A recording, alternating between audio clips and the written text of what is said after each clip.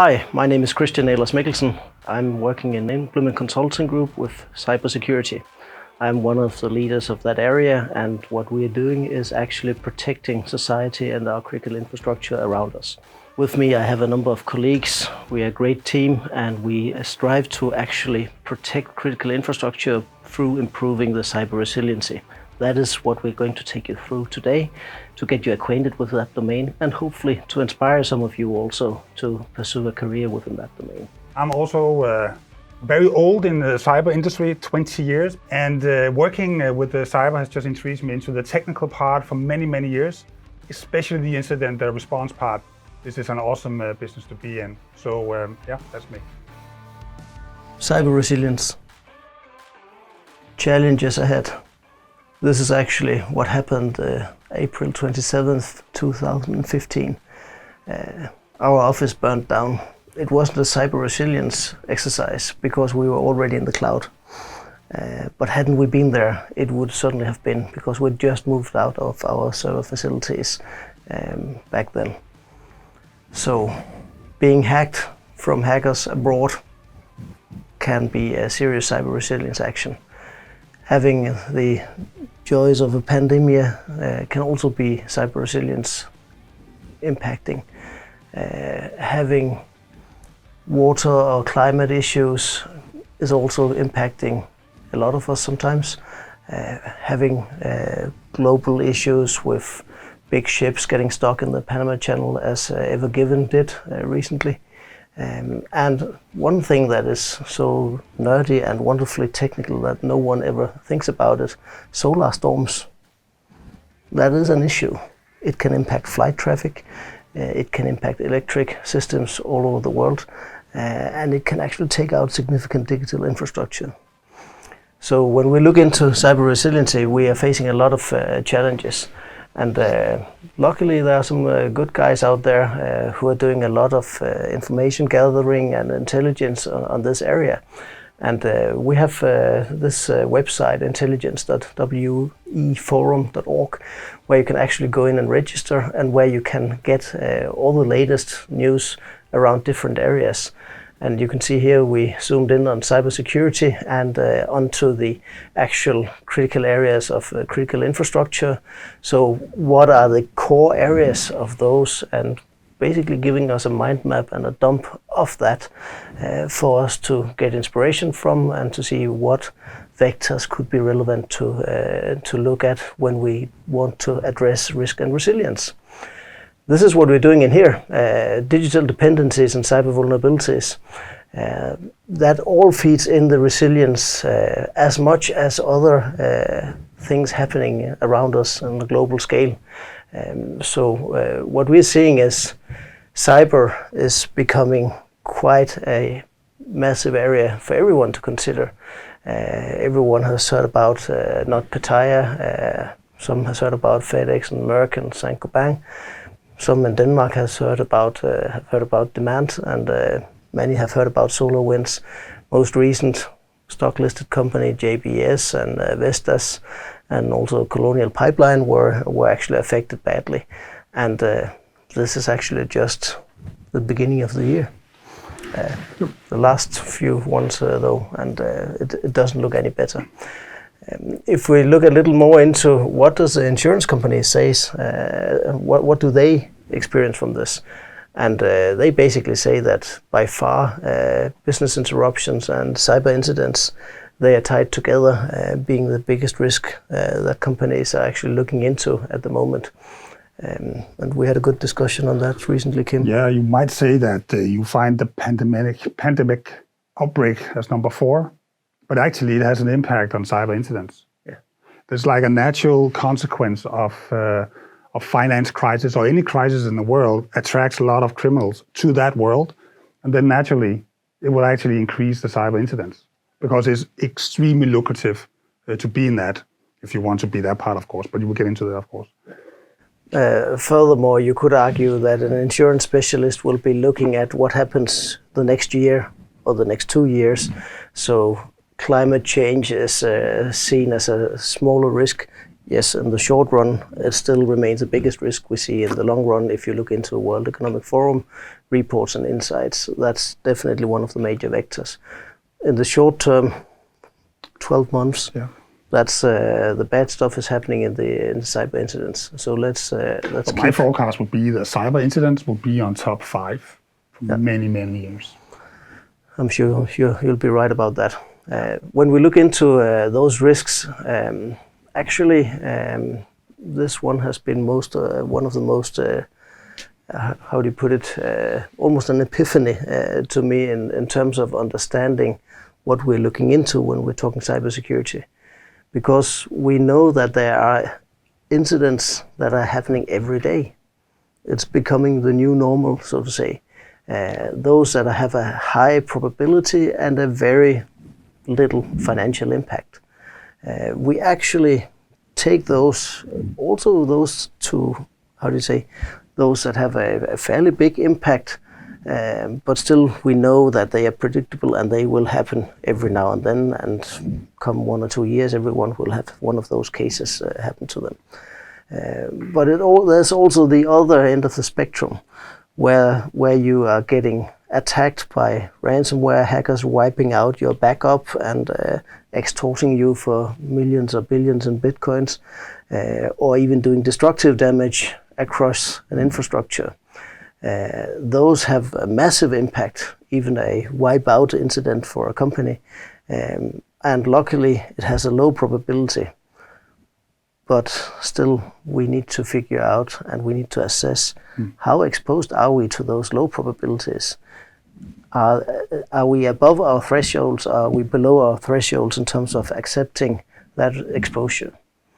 But you could also argue the probability on that slide, as you can see, does not have any numbers because it's difficult to predict. What our gut feeling is that we see those incidents in Denmark alone every week that has this high impact. And that is much far more than I've seen for the last 5 years. But it's actually uptick. Maybe per week we will see a high impact attack on different ways. True. So that brings us to the big challenge here in this helicopter perspective, being quantifying how bad is bad. And that's a hard discipline. It can be done. It's a massive undertaking to do that. So sometimes you actually can start the journey by looking at where do we reduce obvious stuff that we should get going on. And we've created this mind map to have a dialogue around with our clients. And the key message of this is you need to be cyber resilient. And the way to become cyber resilient is actually to balance the risks to the business priorities. And it all starts with top management. If cyber resilience is not rooted by an understanding or in an understanding at top management level, then you might fight in vain, basically. Sometimes the path to that is actually taking a minor hit and then saying, okay, now we got to know that this is serious. Let's start doing it right from now on. From your experience, Kim? It's same. I mean, we see, even though it's been a top agenda for some time now, it does not seem like the board and the CEOs really have grasped the risk into this, meaning that it is the dirty few in the IT department that are fighting every day, which is awesome work they're doing, but they are fighting maybe sometimes vain. So, big challenge, how to change that conversation. I think we need to stay at 12 o'clock a bit to get the top management engaged in this and work on our dialogue with top management. We can point you to a number of interesting resources on that in the Danish space. We have a Center for Cybersecurity who has just published 31 recommendations that any company leader should take to improve cyber resilience. The board association in Denmark, Bestyrelsesforeningen, has also published, in collaboration with Center for Cybersecurity and others, some really nice guidelines around how to balance risk to business priorities. As you can see, we have dimensions of applications, security breaches, compliance and audits, third-party vendors and supplier risk. How do we deal with having the business running while IT is down, maintaining and upholding business continuity? How is our digital communication backbone in terms of network? And if we are moving to the cloud, which can sometimes be far better than having your own infrastructure, as was our case, and implement at some stage, but sometimes moving too fast into the cloud can generate new potential risks that are even worse. And in that space here, we also see a huge area around securing that the right people have the right access, and how to deal with that so that we do not expose the whole infrastructure to anyone. A fun fact, I think, is that while we are up at 12 o'clock, we want to be there, I think we end up often down in the business continuity. Because you don't have in control of everything else, you need a very strong business continuity plan. Because if shit hits the fan, you need to build. That's why you need the continuity plan. So where to start, there's a big open discussion. But I feel many are actually starting with a recovery plan, because that's needed, because they have actually said, well, we will be breached. Yeah. And that is what Center for Cybersecurity also advocates. Start at the top and then go straight to business continuity. Once you are hit, though, we know that specific knowledge is required. Kim, this is your specialty. It is a special discipline.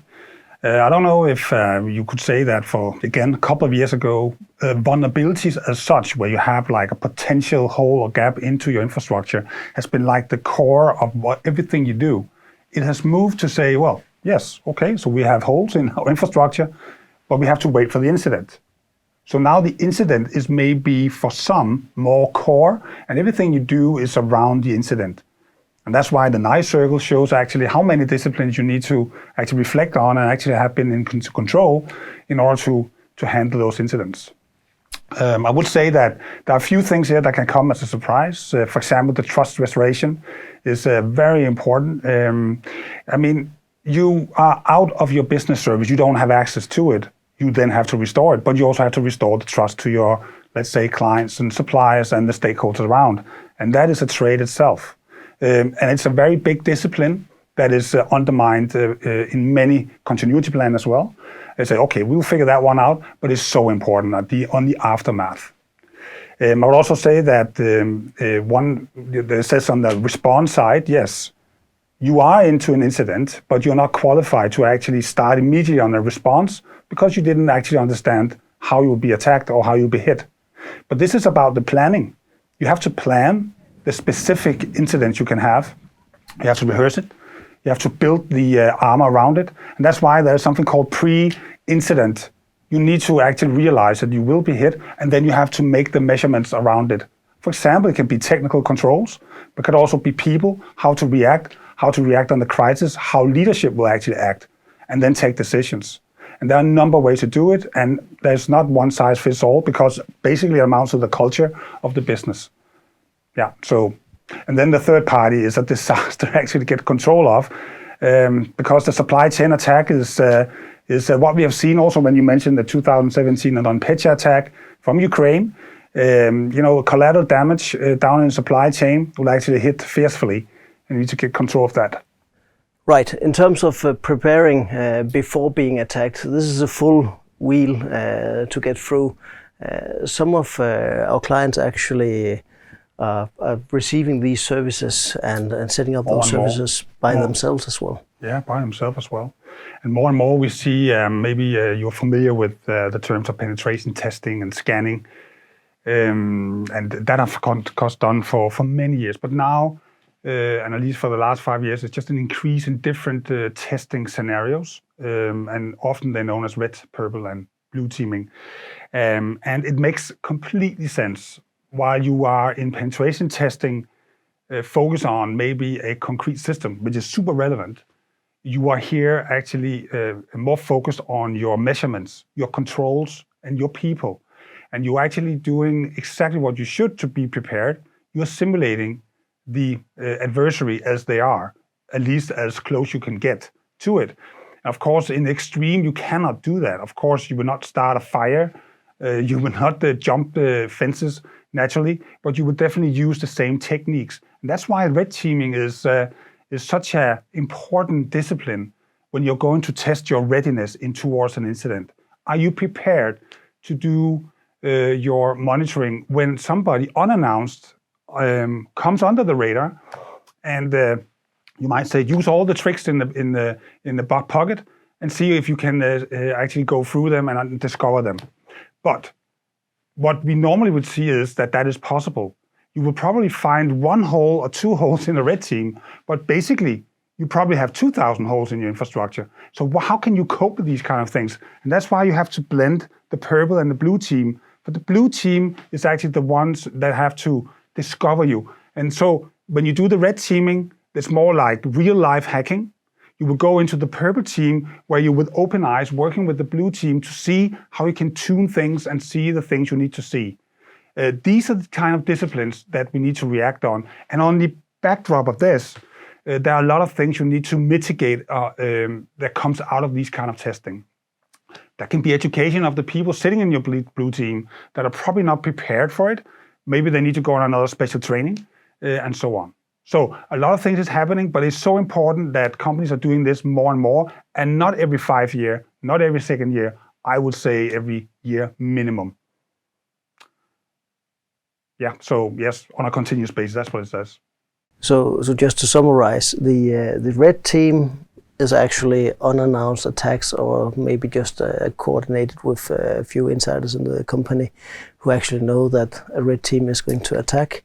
The blue team are the defenders trying to defend against the red team, and sometimes you actually put them in the same room to act together as a purple team, where they tell, now we're attacking. Do you see this? True.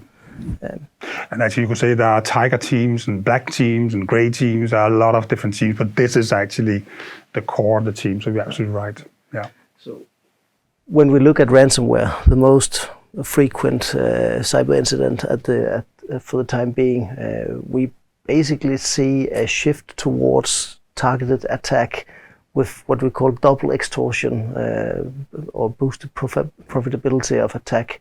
That has actually made or fueled a massive growth in ransomware as an ecosystem and as a business model.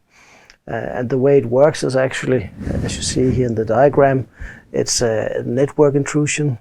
It's expansion from that bridgehead that a hacker gets inside the organization that can be acquired by a phishing mail or having a web page that is compromised that someone visits. Then the model is that they steal your data, exfiltrate a lot of your data, and then they start encrypting it or providing an efficient system outage where they demand a ransom to actually get you back in business. And if you resist paying the ransom, and they can see that you're actually getting back in business and shutting them out, the hackers, then they will try with the second layer of extortion, namely leaking your data and publishing them on Pastebin or elsewhere. So you can call the business model that they're using double extortion. We've seen that recently with Vestas being exposed to it. We've seen it with the American meat company JBS and many more prior to that. And the thing is that these groups doing that is, when we talked about the red team before, we're trying to simulate the different groups, attack groups. In real life, these groups are more or less mingled to each other, so they're using very different techniques in combination. And that's why it's really difficult. So this is actually what we have seen now for the last 6 months, I would say. True. And it's actually rather scary that there now is such a thing as a ransomware as a service. So basically you can go onto the darknet and you can buy a ransomware package or even a subscription, and you will buy that from a ransomware developer and maybe a distributor, an affiliate will even distribute this ransomware package through different online shops in the dark web to different crime groups who wants to buy the latest and greatest and then use it simply by a business case. How much does it take of investments to break into a company, and how much can we get out from that. That's what the business model is all about.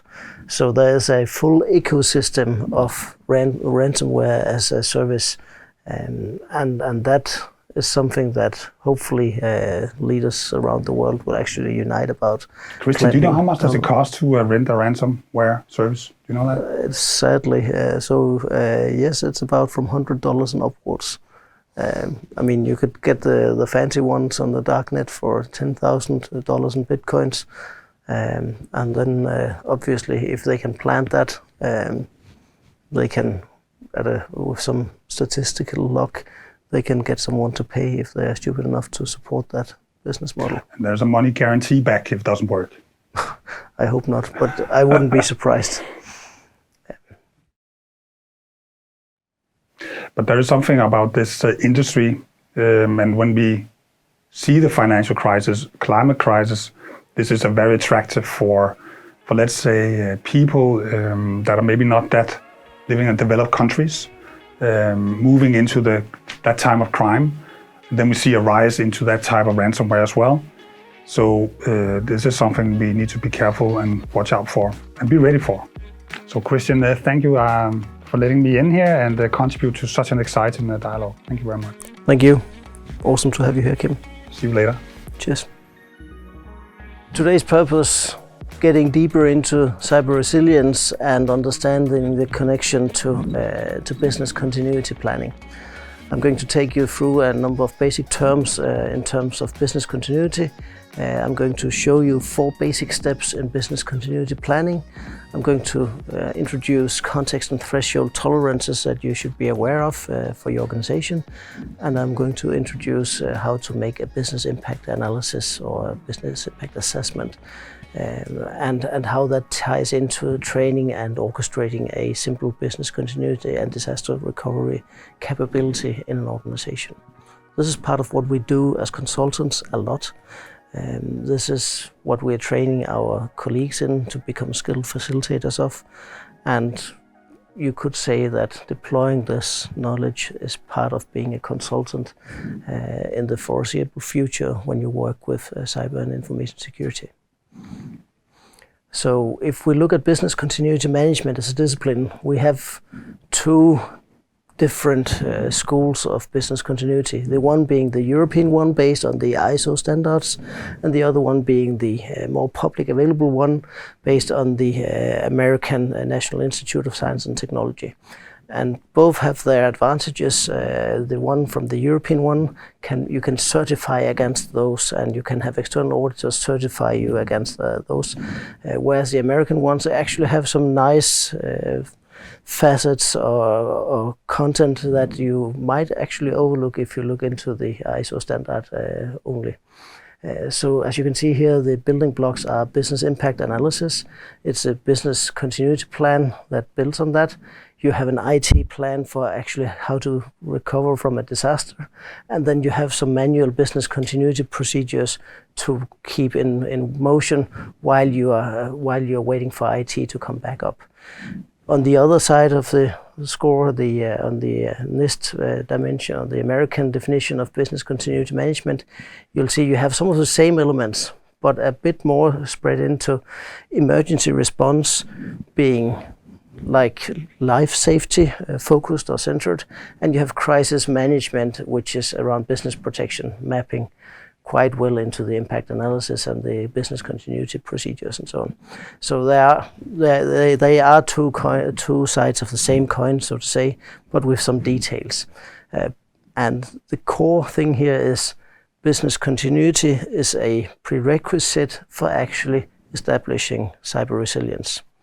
You could argue that business continuity plus a good load of cybersecurity actually is what provides your cyber resilience. So if we take a look at the 4 necessary steps in the business continuity planning process, it's actually understand the organization and who are the interested parties, the stakeholders, find out how much risk threshold tolerances can management accept for running the business, do a business impact assessment with knowledge about that risk tolerance, and confirm what solution choices and what balance you want to do in terms of having alternative manual workarounds versus having smart IT backup that instant up and running again. And no matter what balance in that equation you end up with, make certain to train and exercise all elements of the business continuity plan, the disaster recovery plan, the components that you saw on the previous slide, because you can safely assume, unfortunately, that backup rarely works as expected unless you have actually trained it, and procedures will always be with a twist. So training is what strengthens you ultimately. When we come to threshold tolerances, we are working with 4 layers specifically to program people to not be able to choose something in the middle. You could argue at the end of the day, for many organizations, it is about financial impact, but other organizations, being public organizations, is more about doing the right level of services or being able to respond in society as a whole. So depending on what perspective, these dimensions will be twisted or adapted to actually fit the organization's perception of what is a disastrous event. And what you see here is actually not describing the actual event, but it is describing the impact of the event. And that is very important to understand, because anyone without knowledge about the actual situation of IT or emergency procedures in the organization can actually take part of this, and management especially can take part of this and ownership, saying that if we lose more than 50 million Danish crowns, or if we lose more than 50 million euros, then it's disastrous for our business, since it will mean that we are losing more than X% of our turnover, and it might be a life-threatening situation for the business. So you go in there, adapt to what is your reality for the organization in that context, and then you could say the threshold tolerance per annum or per year. You could say we want only less than 20 incidents of the green ones. We want less than 10 incidents of the yellow ones. We really don't like the orange ones, so we'll say maximum one of those, and absolutely none in terms of the disastrous incidents. That could be an instruction that both the business can do their workarounds upon, and the IT organization can say, okay, we need to make certain that we underpin the right processes with the right systems to actually support that outcome here. So having this scale that we can actually measure initiatives and impact from different processes as a common denominator established across the organization, we can actually go in and do a business impact analysis. In this case, we have found it's a company sample where it's an insurance company. They want to be able to onboard new business-to-business clients. That's one of their key areas. They want to be able to onboard their clients. They want to be able to fulfill the insurance underwriting process and do case management and payouts. And they want to be able to take in subscription payments. There could be other processes which are critical to the organization. And of course, in most organizations, they also want the employees to get salary. So what we say for each of those core processes, we evaluate what is the impact of lack of confidentiality from this process, using the scales defined on the previous slide. What is the impact of lack of integrity of those data if everything gets mixed up or like only partially available? And then what is the impact of availability escalating over time from maybe just 1 hour to 2 hours to a week or 2 weeks? When does it start hurting on our organization? We like to add the last dimension also. If we cannot change that process because of a contractual login or because of something being wrong somehow, what will that lack of agility actually mean for us? How will that impact us as a business? We do this process assessment for each of the processes in here, and thus we can flesh out where are the orange and red impact areas that can actually impact us really badly for an organization, which are those we need to make sure that we actually protect the best. Next step of that is actually going into the IT systems and saying what IT systems are supporting these processes and how do we need to invest to make sure that we actually support these processes sufficiently. And in the actual business side, how can we establish emergency procedures that allows us to operate somewhat safely while actually waiting for IT to be available.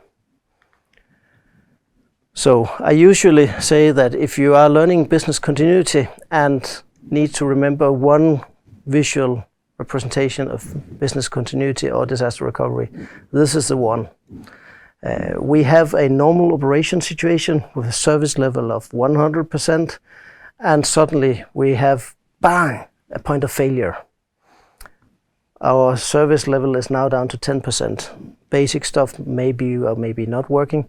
We have an interruption window. Our people start calling into the IT department. That's the first phase of business continuity. We are escalating and activating our business continuity plan.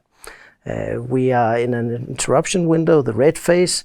We are halted, and we are definitely not on a level where we can support anything in the business.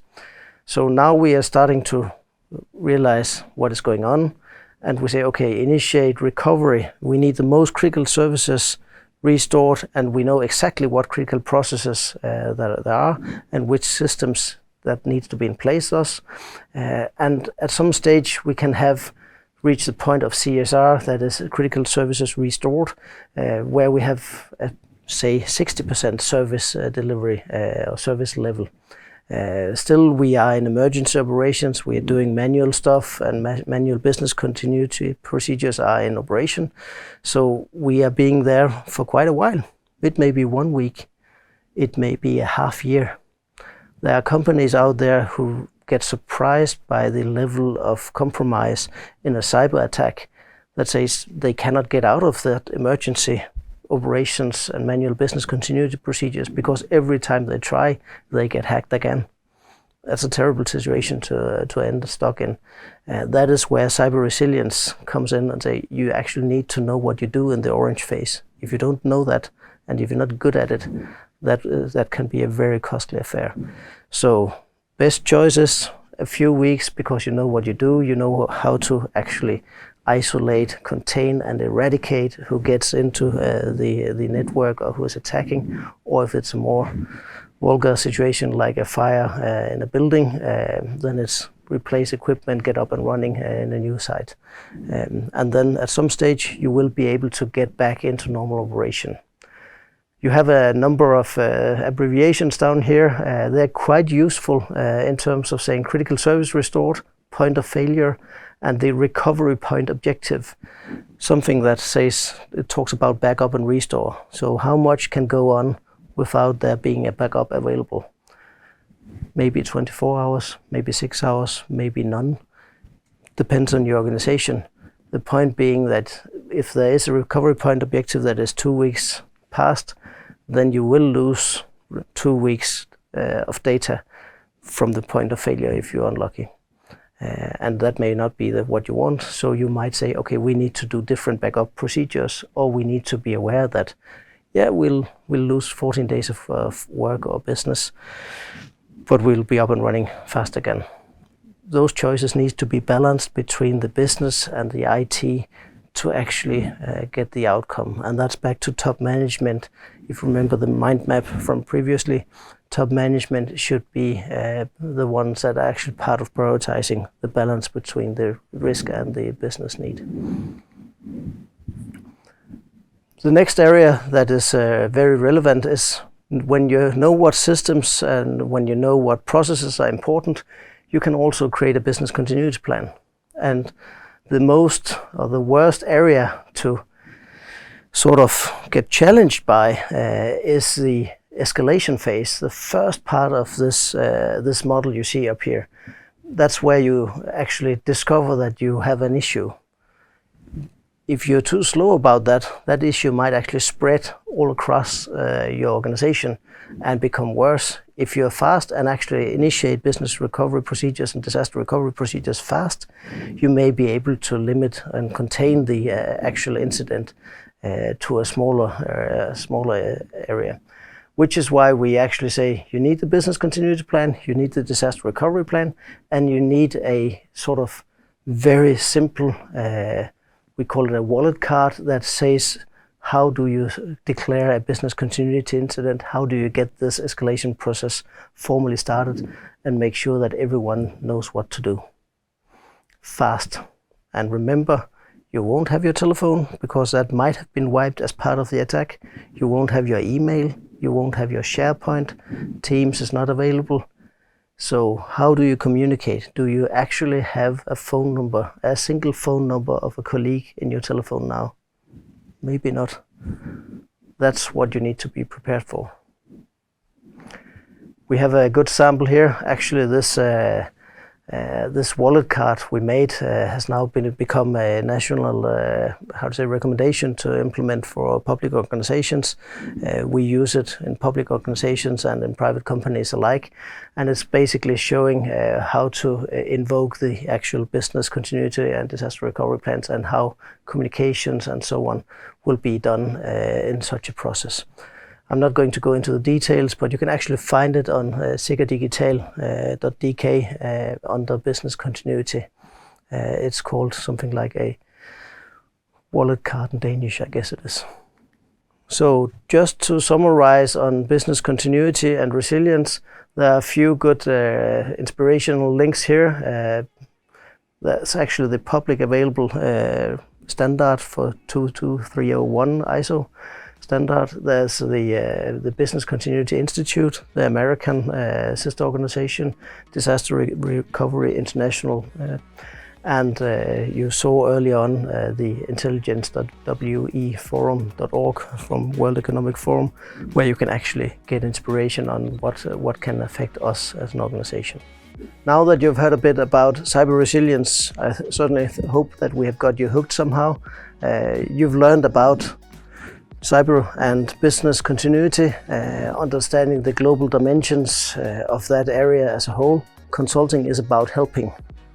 If you can see yourself in that and are one of the best in terms of energy and passion and some skills across the dimensions of technology and business and organizations, then we hope to see you sometime in the future out there as competitors or colleagues, even better in the future.